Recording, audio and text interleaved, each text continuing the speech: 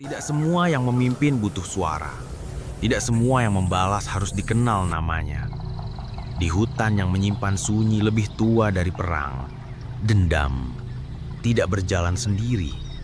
Ia bertopeng. Si Lumo masih ingat bau pagi itu. Bau ikan kering, daun sagu, dan debu di telapak kakinya. Desa Kota Lama belum sepenuhnya bangun.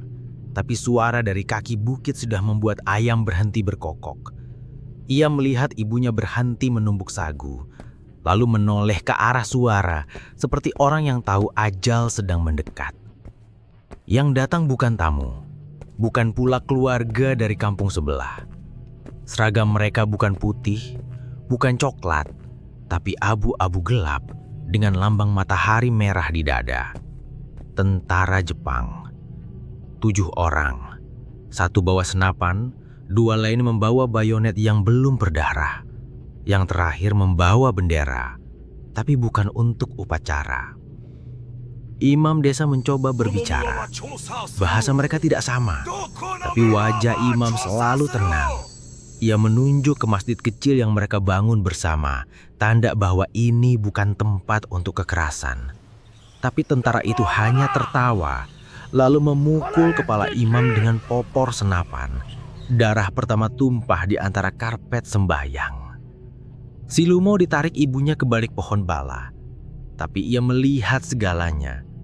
Lelaki dibariskan, perempuan dipisahkan, anak-anak disuruh duduk menghadap matahari. Tak ada suara, bahkan burung rangkong pun diam. Lalu satu suara meledak, 1 orang jatuh.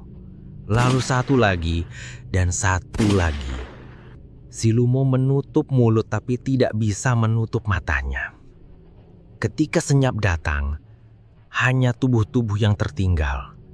Ibunya sudah tak ada, imam sudah tak bergerak, tapi tentara itu belum pergi. Mereka bakar lumbung, mereka angkat kepala patung kuda dari balai adat. Mereka bawa bendera merah itu ke atas bukit dan menancapkannya di akar pohon damar, seolah hutan ini bisa dimiliki. Si Lumo tidak lari.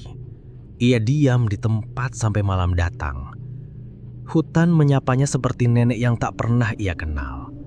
Daun-daun tidak bersuara, tapi mata-mata kunang-kunang mengikuti langkah kecilnya. Ia masuk ke rimbun yang tak pernah dilewati siapapun kecuali orang yang siap tidak kembali. 3 hari ia bertahan, makan buah liar dan minum dari sungai. Di malam keempat, ia melihat api. Bukan api besar, hanya bara kecil di dalam gua dikelilingi lingkaran batu dan bekas darah yang sudah mengering. Di atas batu itu, ada seseorang duduk. Tingginya biasa, tubuhnya biasa, tapi wajahnya tidak ada. Bukan luka, bukan topeng perang, tapi benar-benar topeng kayu.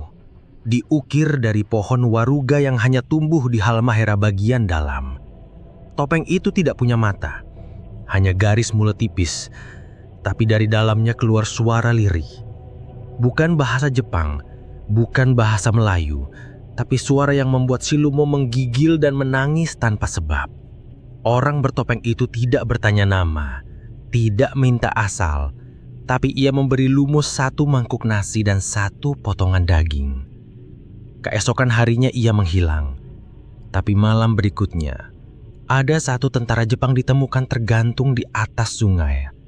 Tangannya diikat ke belakang, mulutnya terbuka, matanya hilang. Seminggu kemudian 1 pos jaga terbakar. Lumbung logistik mereka dibobol. 1 persatu pasukan yang membantai desa Kota Lama mulai mati. Bukan dengan tembakan, tapi dengan pisau di dada, tanda panah di kening, atau wajah mereka yang hancur seolah ditampar oleh hutan itu sendiri. Orang-orang mulai membisikkan cerita tentang pemimpin yang tak punya wajah, tentang gerilyawan yang muncul dari akar, tentang seseorang yang tak bisa mati karena dendam lebih tua dari peluru. Tentara Jepang menyisir hutan dengan anjing dan bom asap. tapi mereka hanya menemukan bekas tapak kaki kecil dan lingkaran batu yang masih hangat. Si Lumo tinggal di hutan. Ia tidak bicara, tapi ia menggambar dengan arang di dinding gua. Ia menggambar wajah ibunya, Imam, wajah-wajah desa yang hilang, dan satu gambar yang selalu ia ulang, topeng kayu yang diukir dengan mulut yang tertutup. Hanya mulut, tanpa mata, karena mata terlalu banyak menyimpan rasa takut. Di musim hujan, tentara Jepang menarik diri ke Tobelo. Di antara catatan mereka ada laporan tentang hantu bertopeng yang muncul di 5 desa dan membunuh tanpa suara. Mereka menyebutnya Mukashiure, arwah masa lalu. Tapi tidak semua percaya. Beberapa menolak mencatat, karena perang pun tahu kapan harus menghindar dari sesuatu yang lebih tua darinya. 2 tahun kemudian, setelah bom jatuh di Hiroshima dan Nagasaki, tentara Jepang menyerah. Tapi saat pesawat Amerika datang membawa bendera baru, mereka melihat bendera Jepang masih tertancap di pohon damar, dan di bawahnya tergantung topeng kayu yang meneteskan darah segar meski tak ada tubuh di bawahnya. Si Lumo tumbuh besar, tapi ia tidak kembali ke desa. Ia tidak bicara banyak, tapi jika kau menemunya di pasar Tobelo tahun 1960-an, kadang ia menjual ukiran kayu kecil, topeng-topeng tanpa mata, tanpa nama. Ia tidak bilang untuk apa, tapi orang yang membelinya sering tidur lebih nyenyak, atau justru tidak tidur sama sekali. Ketika si Limo meninggal pada usia 58 tahun, tak banyak yang datang ke pemakamannya. Tapi malam itu, orang-orang di pesisir bilang mereka mendengar suara genderang dari hutan dan cahaya api yang menari di balik pepohonan. Seperti pemanggilan, seperti tanda bahwa yang bertopeng sedang kembali ke asalnya. Hutan Halmahera menyimpan banyak hal. Burung bidadari, pohon damar, dan jejak perang yang tak sempat dicatat Belanda atau Jepang.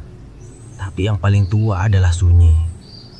Sunyi yang hanya pecah oleh satu suara, napas pendek sebelum pembalasan. Dan suara itu masih ada, terutama saat malam turun tanpa angin. Mereka bilang jika kau tersesat di hutan dan mendengar ranting patah tapi tak ada langkah, jangan menoleh. Jika kau mencium bau sagu terbakar padahal tak ada dapur, jangan bicara. Karena mungkin yang datang bukan hewan, bukan manusia, tapi sesuatu yang tak punya wajah dan membawa luka orang yang kau lupakan.